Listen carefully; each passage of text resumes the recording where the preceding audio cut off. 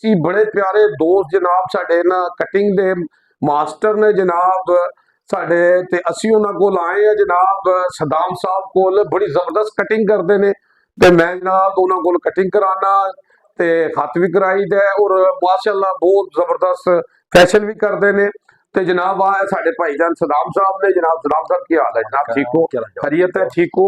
तो जनाब सदाम साहब कैसे हैं तुसीं? अल्लाह दा शुक्र। तो जी सदाम साहब ने ना जनाब महंगाई के खिलाफ जहाद कर दिता है। मैं कहा जी कि बहुत महंगाई है, उन्होंने कहा जी असीं महंगाई के खिलाफ जहाद करने आ। तो जनाब इन्होंने क्या किया कि जनाब इन्होंने जिहड़ा रेट है ना सरकारी इन्होंने जिहड़ा मतलब रेट दिता गया है इन्हां दी तंजीम की तरफों है जी, मार्केट कमेटी की तरफों उन्होंने तो इन्होंने आप रेट कर दिता है। तो जनाब ये दसणगे जनाब रेट जनाब। तो जनाब तुसी ये दसो जनाब अगर कोई जावा जी का आके ना लवे तो तुसी के रेट लाओगे? जी जावा जी वास्ते स्पेशल साडा डिस्काउंट होएगा।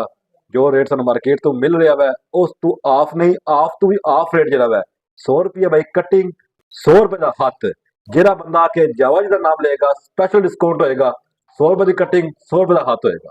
अच्छा लो जी, इन्होंने क्या दिता 100 रुपए की कटिंग ते 100 रुपए की शेव है जी? जी बिल्कुल। लो जी जेड़ा नाम साडा जावा जी दा आके लगेगा। जो अच्छा हुण जनाब सदाम साहब अपना एड्रेस दस दिओ जी। मेरा एड्रेस जनाब है मेन कनारी बाजार है, मरियम कलैक्शन दे आपोजिट गली दे अंदर तशरीफ ले आओ।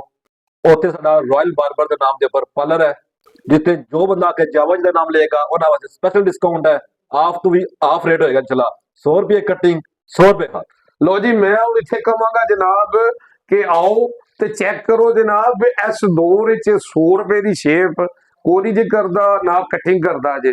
ते जनाब जरूर आओ, ये फायदा उठाओ जावा जी दे नाम ते आके जनाब। ते जनाब मैं कहांगा जनाब ते जनाब जावा जी जे लो।